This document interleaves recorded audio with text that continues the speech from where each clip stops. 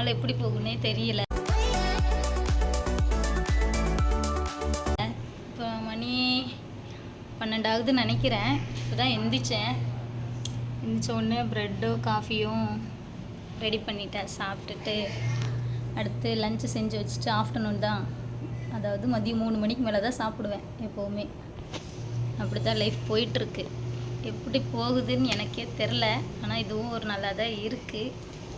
எல்லோரும் அங்கே கிச்சனில் ஃபுட்டு ரெடி பண்ணிகிட்ருக்காங்க. அவங்க முடிச்சுட்டு வந்ததும் அதுக்கப்புறம் நான் போய் ரெடி பண்ணணும்.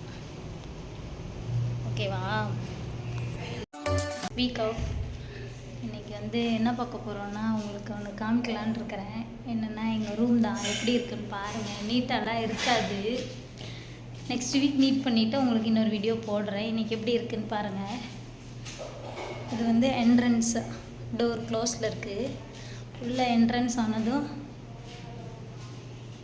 அது ஒரு 3 சேரு. இதில் தான் நான் நைட்டு படுத்துட்டு ஃபோன் பேசுவேன் யார்கிட்டனாலும். அப்புறம் இது ஒரு மினி டைனிங் டேபிள்.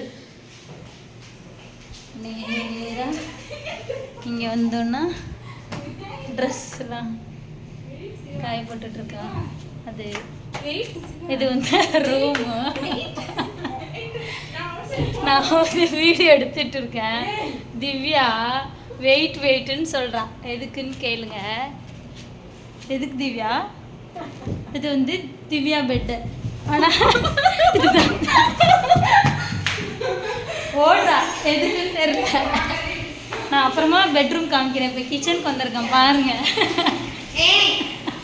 இங்கே வா. திவ்யா வரமாட்டேன்றா.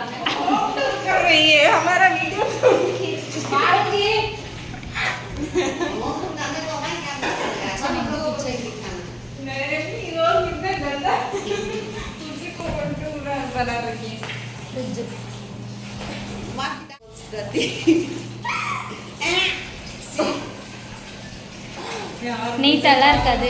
ஏன்னா நாங்கள் 4 பேர் யூஸ் பண்ணுறோமா, அதனால். நீ எதுக்கு பயந்த?